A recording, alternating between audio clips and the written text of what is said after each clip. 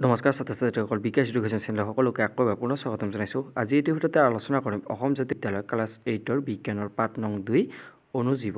ইয়াৰ আজি প্ৰশ্ন উত্তৰখিনি গোটেইখিনি আজি আলোচনা কৰিম। তেনেহ'লে ভিডিঅ'টো স্কিপ নকৰাকৈ শেষলৈকে চাই থাকক।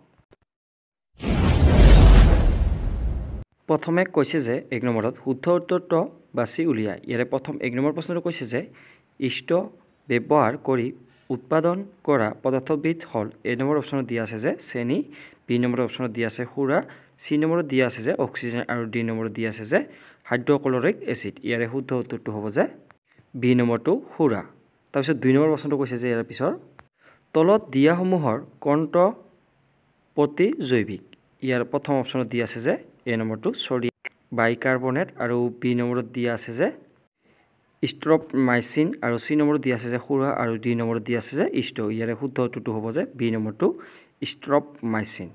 তাৰপিছত 3 নম্বৰ প্ৰশ্নটো কৈছে যে ইয়াৰ পিছৰটো যে মেলেৰিয়াৰ বীজাণু পৰতয়াৰ বাহক হ'ল এ নম্বৰত দিয়া আছে যে মাখি, বি নম্বৰত দিয়া আছে যে পখিলা আৰু চি নম্বৰত দিয়া আছে যে মাইকী এনফিলিক্স আৰু মহ আৰু ডি নম্বৰত দিয়া আছে যে পঁইতাচোৰা। ইয়াৰে শুদ্ধ উত্তৰটো হ'ব যে চি নম্বৰটো যে মাইকী এনফিলিছ মহ। 4 নম্বৰ প্ৰশ্নটো কৈছে যে খচৰা ৰোগসমূহৰ অতি উল্লেখনীয় বাহক হ'ল এ নম্বৰত দিয়া আছে যে পৰুৱা, বি নম্বৰত দিয়া আছে মাখি, চি নম্বৰত দিয়া আছে যে মকৰা আৰু ডি নম্বৰ অপশ্যনত দিয়া আছে যে জিয়া পক। ইয়াৰে শুদ্ধ উত্তৰটো হ'ব যে বি নম্বৰটো মাখি। তাৰপিছত প্ৰশ্নটো কৈছে যে ইয়াৰ পিছৰ 5 নম্বৰ প্ৰশ্নটো যে পাউৰুটিৰ মণ্ড ফুলি উঠাৰ কাৰণ হ'ল এ নম্বৰত দিয়া আছে যে তাপ, বি নম্বৰত দিয়া আছে যে হাতেৰে খচা আৰু চি নম্বৰত দিয়া আছে যে ষ্টৰ বৃদ্ধি আৰু ডি নম্বৰ অপশ্যনত দিয়া আছে যে গুৰি কৰা। ইয়াৰে শুদ্ধ উত্তৰটো হ'ব যে চি নম্বৰটো ষ্টৰ বৃদ্ধি। এনেকৈ লিখিলে হৈ যাব। তাৰপিছত 2 নম্বৰ প্ৰশ্নখিনি কৈছে যে ইয়াৰ পিছত খালী ঠাই পূৰ কৰা। ইয়াৰে প্ৰথম 1 নম্বৰ প্ৰশ্নটো দিয়া আছে যে অণুজীৱ চাবলৈ হ'লে আমাক ইয়াত আমি খাই থাকিলে লিখিম যে অনুবীক্ষণ যন্ত্ৰ লাগে, এনেকৈ লিখিম। তাৰপিছত 2 নম্বৰ প্ৰশ্নটো কৈছে যে নীলা সেউজীয়া শেলাইয়ে বায়ুমণ্ডলৰ পৰা প্ৰত্যক্ষভাৱে ইয়াত আমি খাই থাকিলে লিখিম যে নাইট্ৰজেন সংযোজন কৰি মাটিৰ উৰ্বৰতা বৃদ্ধি কৰে, এনেকৈ লিখিলে হৈ যাব। তাৰপিছত 3 নম্বৰ প্ৰশ্নটো কৈছে যে ইয়াৰ পিছত প্ৰথমে খাই ঠাই দিয়া আছে, ইয়াত আমি লিখিম যে ইষ্ট আৰু পেট কাটাৰো দিয়া আছে যে ইষ্টৰ সহায়ত সুৰা প্ৰস্তুত কৰা হয়। তাৰপিছত 4 নম্বৰ প্ৰশ্নটো কৈছে যে ইয়াৰ পিছত কলেৰা বেমাৰটো ইয়াত আমি খাই ঠাইখিনি লিখিম যে বেক্টেৰিয়াৰ দ্বাৰা সৃষ্টি হয়, এনেকৈ লিখিম। তাৰপিছত 5 নম্বৰ প্ৰশ্নটো কৈছে যে ভাইৰাছক বংশ বৃদ্ধি কৰিবলৈ এটি ইয়াত আমি খাই ঠাইখিনি লিখিম যে বেক্টেৰিয়াৰ দৰকাৰ, এনেকৈ লিখিলে হৈ যাব। তাৰপিছত প্ৰশ্নখিনি কৈছে যে ইয়াৰ পিছত 3 নম্বৰ প্ৰশ্নটো যে অণুজীৱ খালী চকুৰে চাব পাৰিনে, যদি নোৱাৰি কেনেকৈ চাব পাৰি। ইয়াৰ উত্তৰটো লিখিম আমি এনেকৈ যে অণুজীৱ খালী চকুৰে চাব নোৱাৰি, অণুজীৱসমূহক আমি অনুবীক্ষণ যন্ত্ৰৰ সহায়ত চাব পাৰোঁ, এনেকৈ লিখিলে হৈ যাব। তাৰপিছত 4 নম্বৰ প্ৰশ্নটো কৈছে যে ইয়াৰ পিছত অণুজীৱৰ প্ৰধান ভাগ কেইটা কি কি।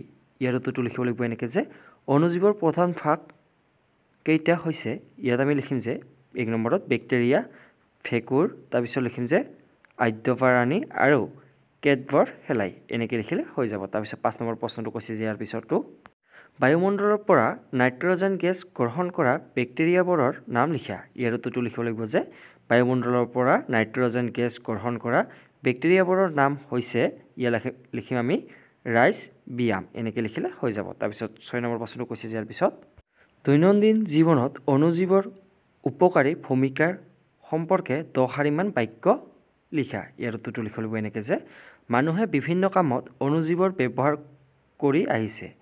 এই ব্যৱহাৰসমূহ 4 প্ৰকাৰত ভাগ কৰিব পাৰি। প্ৰথমে লিখিম যে ব্যৱসায়, চিকিৎসা, কৃষিক্ষেত্ৰ আৰু পৰিৱেশত লেক্টোবেচিলাছ নামৰ এবিধ বেক্টেৰিয়াই গাখীৰক দৈলৈ ৰূপান্তৰ কৰে। চীজ প্ৰস্তুতকৰণতো এইবিধ বেক্টেৰিয়া ব্যৱহাৰ কৰা হয়। এনেদৰে বহুতো কামত অণুজীৱৰ ব্যৱহাৰ কৰা হয়।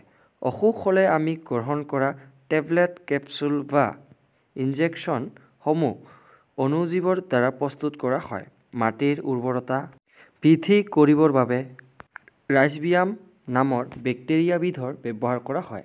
আমাৰ চৌপাশত পৰি থকা গেলা পচা আৱৰ্জনাবোৰ অণুজীৱৰ সহায়ত পৰিষ্কাৰ কৰা হয়, এনেকৈ বাক্য লিখিলে হৈ যাব। তাৰপিছত প্ৰশ্নটো কৈছে যে ইয়াৰ পিছত 7 নম্বৰৰ প্ৰশ্নটো যে অণুজীৱৰ অপকাৰিতা সম্পৰ্কে এটি চমু টকা লিখা। ইয়াৰ উত্তৰটো লিখিব লাগিব এনেকৈ যে কিছুমান অণুজীৱই মানুহ, আন প্ৰাণী আৰু উদ্ভিদৰ শৰীৰত ৰোগৰ সৃষ্টি কৰে। এই ৰোগ সৃষ্টিকাৰী অণুজীৱবোৰক বীজাণু বোলে। কিছুমান অণুজীৱই আকৌ খাদ্যদ্ৰব্য, কাপোৰ আৰু চামৰা আদিৰো অনিষ্ট সাধন কৰে। বীজাণুবোৰে আমাৰ শৰীৰত উশাহ-নিশাহ, খোৱা পানী আৰু আহাৰৰ জৰিয়তে প্ৰৱেশ কৰি ৰোগৰ সংক্ৰমণ ঘটায়। ৰোগাক্ৰান্ত মানুহৰ সংস্পৰ্শলৈ অহাৰ ফলতো ৰোগৰ বীজাণু এজনৰ পৰা আনজনৰ গালৈ বিয়পিব পাৰে। উদাহৰণস্বৰূপে কলেৰা, সাধাৰণ পানীলগা, মাজু-আই, যক্ষ্মা, কৰোনা আদি। তাৰপিছত ৮ নম্বৰ প্ৰশ্নটো কৈছে যে ভাইৰাছৰ বংশ বৃদ্ধিৰ কাৰণে কিহৰ দৰকাৰ? ইয়াৰ উত্তৰটো লিখিব লাগিব এনেকৈ যে ভাইৰাছৰ বংশ বৃদ্ধিৰ কাৰণে বেক্টেৰিয়াৰ দৰকাৰ। এনেকৈ বা এইখিনি লিখিলে হৈ যাব। তাৰপিছত ৯ নম্বৰ প্ৰশ্নটো কৈছে যে ইয়াৰ পিছৰটো যে প্ৰতিজৈৱিক কি? প্ৰতিজৈৱিক ব্যৱহাৰৰ সময়ত কি সাৱধানতা ল'ব লাগে লিখা। ইয়াৰ উত্তৰটো লিখিব লাগিব এনেকৈ যে যিবোৰ দৰৱে বেমাৰ সৃষ্টিকাৰী বীজাণুবোৰ ধ্বংস কৰে অথবা ইহঁতৰ বৃদ্ধি বন্ধ কৰে সেইবোৰ দৰৱক প্ৰতিজৈৱিক বোলে। প্ৰতিজৈৱিক ব্যৱহাৰৰ সময়ত ল'বলগীয়া সাৱধানতাসমূহ হৈছে, ইয়াত আমি লিখিম যে ১ নম্বৰ যে অভিজ্ঞ চিকিৎসকৰ পৰামৰ্শ লৈহে ইয়াক সেৱন কৰিব লাগে। তাৰপিছত ২ নম্বৰ লিখিম যে প্ৰয়োজন নথকাকৈ বা ভুল মাত্ৰাত কেতিয়াও ইয়াক গ্ৰহণ কৰিব নালাগে। তাৰপিছত ১০ নম্বৰ প্ৰশ্নখিনি কৈছে যে স্তম্ভ এ আৰু স্তম্ভ বি মিলোৱা। ইয়াৰে প্ৰথম ইফালে দিছে এ স্তম্ভ আৰু ইফালে দিছে বি স্তম্ভ। প্ৰথমে এ স্তম্ভত দিছে যে ১ নম্বৰটো যে বেক্টেৰিয়া কাৰণ। ইয়াত আমি বি স্তম্ভ মিলাই দিম যে ই নম্বৰটোৰ লগত কলেৰাৰ। তাৰপিছত ২ নম্বৰ প্ৰশ্নটো কৈছে যে ইয়াৰ পিছৰটো ৰাইজবিয়াম সংযোজন। ইয়াত আমি বি নম্বৰৰ লগতো মিলাই দিম যে নাইট্ৰজেন। তাৰপিছত ৩ নম্বৰটো দিয়া আছে যে লেক্ট'বেচিলাম। ইয়াত আমি বি নম্বৰ স্তম্ভ মিলাই দিম যে চি নম্বৰটোৰ লগত দৈ তৈয়াৰ। তাৰপিছত ৪ নম্বৰটো দিয়া আছে যে ইষ্ট প্ৰস্তুত। ইয়াত আমি ডি নম্বৰটোৰ লগত মিলাই দিম যে পাওৰুটি।